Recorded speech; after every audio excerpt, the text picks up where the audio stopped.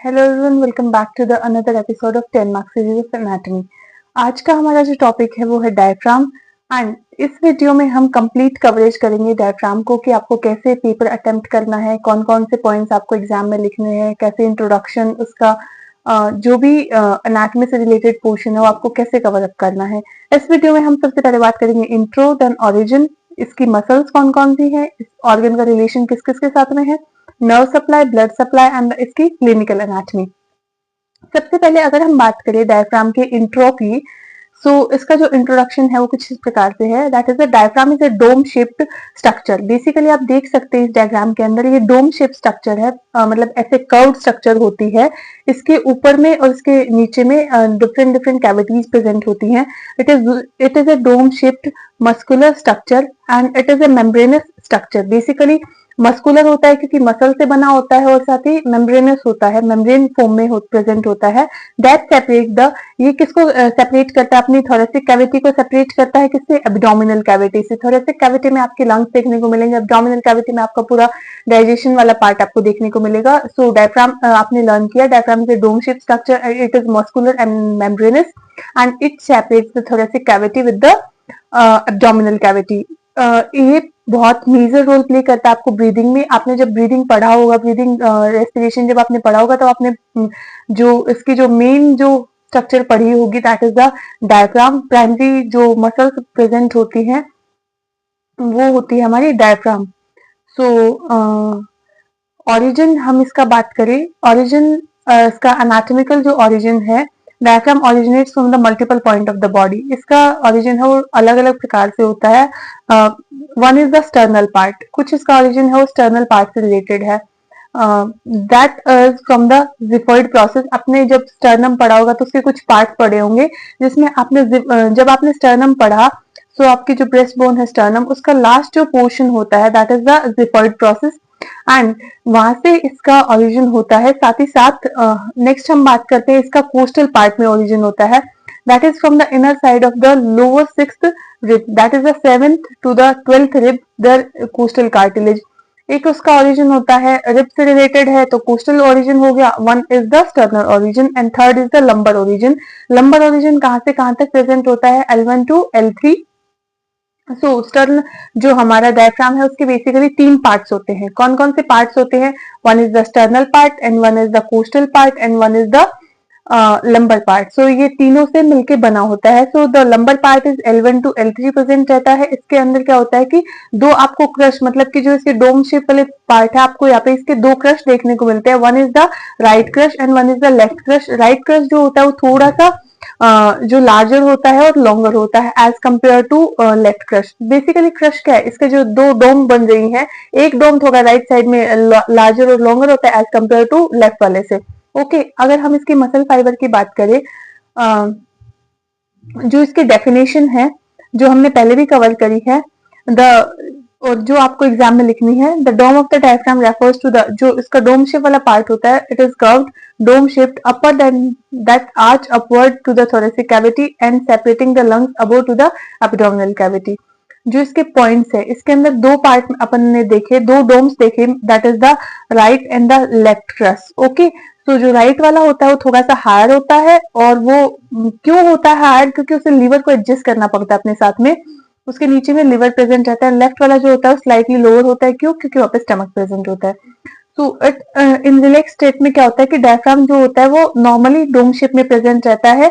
जब इनहेलेशन का टाइम होता है तो उसे स्पेस क्रिएट करना होता है, इसलिए वो फ्लैट हो जाता है और नॉर्मल कंडीशन में वो डोम शेप में प्रेजेंट रहता है। एक्सलेशन के टाइम पे वापस से उसे नॉर्मल कंडीशन में आना है, that is the dome shape में वापस ये आ जाएगा। अब आपका आता है 5 star question, that is the MCQ question भी है। ये आपसे बहुत बार एमसीक्यू में पूछा जाता है कि डायफ्राम में कितनी ऑर्गन ओपनिंग्स प्रेजेंट रहती है। डायफ्राम में बेसिकली 3 ओपनिंग्स प्रेजेंट रहती है। वन इज द, आपको जो हमारी सबसे पहली ओपनिंग है that is the vena caval, then another one is the oesophageal and another one is the aortic, मतलब कि थोरेसिक डक्ट वाली जो ओपनिंग प्रेजेंट रहती है। सो देखो हमारे पास जो ओपनिंग है, आपको इसके लिए मैंने आपको एक निमोनिक भी बनाया है, that is the I ate 10 eggs at 12, मतलब कि I ate 10 eggs at 12, मैं 8 एग खाता हूं, कब, 12 बजे। That is the I8. 8 means the inferior vena cava की ओपनिंग जो होती है वो T8 पे प्रेजेंट होती है। एंड जो हमारी नेक्स्ट ओपनिंग है oesophageal opening, that is the हमारी T10 पे प्रेजेंट रहती है। एंड अयोटा की ओपनिंग है वो हमारे पास T12 पे प्रेजेंट रहती है। AOV से भी आप इसे लर्न कर सकते हैं, दैट इज द 12, फिर आता है 10, देन इज द 8। 2 के डिफरेंस से ओपनिंग्स चल रही है। ओपनिंग वाला पोर्शन काफी इंपॉर्टेंट है। अब हम बात करें इसके रिलेशंस की। जो इसके सुपीरियर रिलेशन है, आपको पता है ऊपर में कौन प्रेजेंट है, इसके थोरेसिक कैविटी।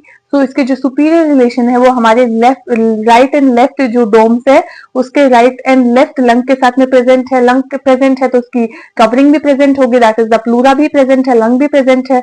और बिलो में हमें देखने को मिलेगा लीवर राइट में। और लेफ्ट साइड में हमारे को क्या देखने को मिलता है, लेफ्ट लंग, लेफ्ट प्लूरा और हार्ट थ्रू द पेरिकार्डियम, क्योंकि लेफ्ट साइड में हार्ट भी प्रेजेंट होता है। इंटीरियर में अब हम इसके नीचे वाले पोर्शन में बात करें, देखो एनाटॉमी को आप जितना इमेजिन करोगे, जितना फील करके पढ़ोगे, आपको उतना इजी लगेगा लर्न करना।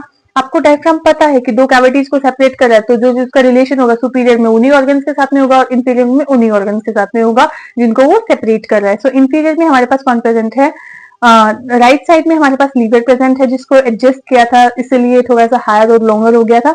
राइट किडनी प्रेजेंट है, राइट किडनी है तो बेसिकली एड्रिनल ग्लैंड भी प्रेजेंट होगा। लेफ्ट साइड में हमारे पास stomach, spleen and left kidney and left adrenal gland. तो कुछ चीजें तो आपको याद हुई होंगी, ऐसा मैं एक्सपेक्ट करिए चल रही हूँ। नेक्स्ट हम बात करते हैं इसकी नर्व सप्लाई की। Part of diaphragm, nerve supply जो है वो उसकी नाम के ऊपर ही रहती है बेसिकली। जो हमारी है फ्रेनिक जो है वो हम नाम यूज करते हैं, basically it's a scientific term for the diaphragm. Motor और जो वॉलेंट्री मोटर है वो फ्रेनिक नर्व, सेंट्रल सेंसरी और सेंसरी फ्रेनिक नर्व, और पेरिफेरल सेंसरी और sensory lower intercostal that is the T5 to T11 and subcostal T12। ये इसकी nerve supply आ चुकी है। अब बात करते हैं इसकी ब्लड सप्लाई की। ब्लड सप्लाई जो है वो सरफेस आर्टरीज के थ्रू होती है अब वो, and pericardiophrenic, musculophrenic, superior phrenic और बिलो इंफीरियर फेनिक आर्टरीज। देखो नर्व सप्लाई भी फेनिक नर्व्स ने करी और ब्लड सप्लाई भी फेनिक आर्टरीज ने करी। ये आपको मोस्ट कॉमनली थोड़ा आइडिया लग जाता है कि कौन सा ऑर्गन है, तो उसी के हिसाब से उसकी ब्लड सप्लाई प्रेजेंट होती है। नेक्स्ट हम बात करते हैं इसकी क्लिनिकल एनाटॉमी की, कि इसके अंदर कौन कौन सी डिजीजेस वगैरह हमें देखने को मिलती है। हियाटस हर्निया, स्टमक का पार्ट कुछ ईसोफेगस की चेस्ट की तरफ आ जाता है। हियाटस हर्निया, हर्निया क्या होता है कि उस पार्ट का जो भी ऑर्गन है उसका डिसलोकेशन होके थोड़ा सा एनलार्जमेंट होके वो अपनी पोजीशन को छोड़ के कहीं और मूव करता है। तो स्टमक, हियाटस हर्निया बेसिकली आपको स्टमक का कुछ पार्ट ईसोफेजियल ओपनिंग जो होती है उसके थ्रू चेस्ट कैविटी में आ जाता है। और फ्रेनिक नर्व इंजरी डायफ्राम को पैरालिसिस भी करती है। कभी कभार आपको रोड एक्सीडेंट में देखा होगा कि आपको कोई भी इंजरी नहीं दिख रही बट उसका डायफ्राम डैमेज होता है, सो इसमें ब्रीदिंग प्रॉब्लम होती है और उसे कंप्लीटली डेथ भी हो जाती है। इसका जो रेफर्ड पेन है, ये भी आपको एमसीक्यू का क्वेश्चन है कि इसका जो रेफर्ड पेन है वो कहाँ कहाँ जाता है, C3 to C5 spinal nerve में जाता है जो कि शोल्डर को भी सप्लाई करती है। तो कभी कभार हमें डायफ्राम की वजह से हमें शोल्डर में भी पेन देखने को मिलता है। इस वीडियो में हमने कंप्लीट डायफ्राम पढ़ा और यही नोट्स आपके एग्जाम के लिए मोर देन सफिशिएंट है। इसमें आपका SAQ, MCQ, LAQ कवर हो गया। आज की वीडियो में बस इतना ही। थैंक यू फॉर वॉचिंग और नेक्स्ट एपिसोड में मिलते हैं हम 10 मार्क्स क्वेश्चन के साथ में।